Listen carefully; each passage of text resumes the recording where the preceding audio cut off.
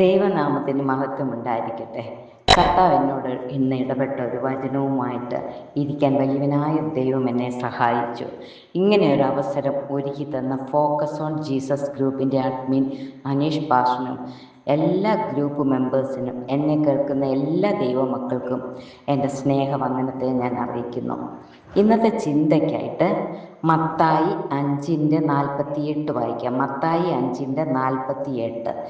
ആകയാൽ നിങ്ങളുടെ പിതാവ് സൽഗുണപൂർണനായിരിക്കുന്നത് പോലെ നിങ്ങളും സൽഗുണപൂർണരാകുവിൻ.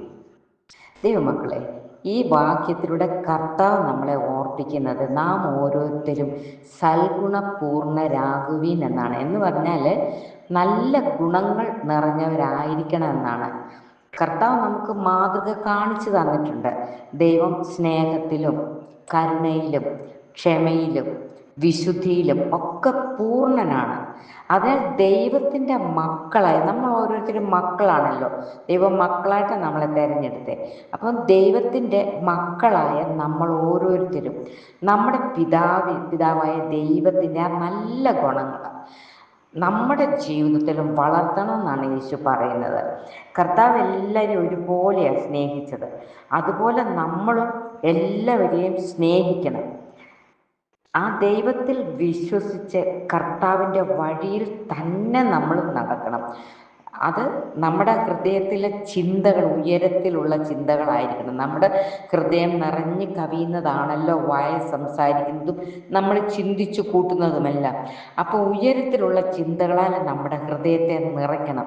അങ്ങനെ നമ്മുടെ ഹൃദയത്തിൽ ശുദ്ധിയുള്ളവരാകണം. എങ്കിൽ മാത്രമേ എല്ലാവരെയും സ്നേഹിക്കാൻ, കരുണ കാണിക്കാൻ, മറ്റുള്ളവരെയൊക്കെ കരുതാൻ ഒക്കെ കഴിയത്തുള്ളൂ. ദൈവമക്കളെ, മത്തായി 5:44 വചനം പറയുന്നുണ്ട്, നിങ്ങളുടെ ശത്രുക്കളെ സ്നേഹിപ്പീൻ, നിങ്ങളെ ഉപദ്രവിക്കുന്നവർക്ക് വേണ്ടി പ്രാർത്ഥിപ്പീൻ എന്ന് വചനം പറയുന്നുണ്ട്. അങ്ങനെ നമ്മുടെ ജീവിതത്തിലും ദൈവത്തിൻ്റെ സ്നേഹവും നന്മയും പകർന്ന് കവിഞ്ഞു വരണം എന്നാണ് വചനം നമ്മളെ ഓർപ്പിക്കുന്നത്. യോഹന്നാൻ 14:23 വചനം പറയുന്നുണ്ട്, എന്നെ സ്നേഹിക്കുന്നവൻ എൻ്റെ വചനം പ്രമാണിക്കുമെന്ന്.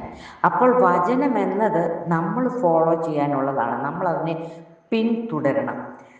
ശത്രുക്കളെ സ്നേഹിക്കാൻ എല്ലാവർക്കും ബുദ്ധിമുട്ടാണ്. ഞാൻ ഉൾപ്പെടെ.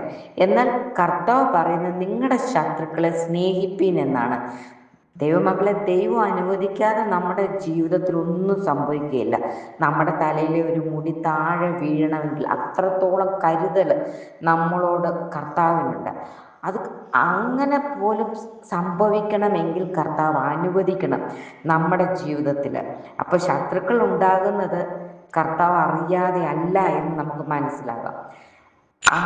അതിനാലാണ് പറയുന്നത് ശത്രുവിനെ സ്നേഹിക്കാൻ എന്ന് പറയുന്നത്. ശത്രുക്കൾ ഉള്ളോണ്ടല്ലേ നമുക്ക് ശത്രുക്കളെ സ്നേഹിക്കാൻ പറ്റത്തുള്ളൂ. നമുക്ക് അനുഗ്രഹം ലഭിക്കണമെങ്കിൽ ദൈവമക്കളെ, കർത്താവ് പറയുന്ന ഓരോ കാര്യങ്ങളും നമ്മൾ അനുസരിക്കണം. കർത്താവിനെ സ്നേഹിക്കുന്നുണ്ടെന്ന് പറയുകയും നമ്മളെ ഉപദ്രവിക്കുന്നവരോട് കയ്പായിരിക്കുകയും ചെയ്താൽ നമ്മൾ വചനം അനുസരിക്കുന്നില്ല എന്നാണ് മനസ്സിലാക്കാവുന്നത്. നാം മറ്റുള്ളവരെ അനുഗ്രഹിക്കുമ്പോഴാണ് ദൈവമക്കളെ നമുക്കും അനുഗ്രഹം ലഭിക്കത്തുള്ളൂ. കർത്താവ് തരുന്ന ഓരോ ആലോചനയ്ക്ക് മുമ്പിൽ നമ്മളെ സമർപ്പിക്കണം ദൈവമക്കളെ. കർത്താവ് നമ്മളോട് കൃത്യമായിട്ട് സംസാരിക്കും വചനത്തിൽ കൂടെ. നമ്മളത് ഫോളോ ചെയ്ത് കർത്താവ് എന്ത് പറയുന്നോ അതിനനുസരിച്ച് നമ്മൾ ജീവിക്കണം ദൈവമക്കളെ. എന്നാൽ മാത്രമേ നമുക്ക് നിത്യത അവകാശമായിട്ട് ലഭിക്കത്തുള്ളൂ. ആ കർത്താവിൻ്റെ മക്കളായിട്ട് തീരാൻ സഹായിക്കത്തുള്ളൂ. ഈ വചനത്താൽ ദൈവം നമ്മളെ അനുഗ്രഹിക്കട്ടെ. കർത്താവ് ഈ വചനം കേൾക്കുന്ന ഓരോ മക്കളെയും അനുഗ്രഹിച്ച് പ്രാർത്ഥിക്കുന്നു. അവർ അനുഗ്രഹമായി തീരട്ടെ. ആമേൻ. Thank you. God bless you all.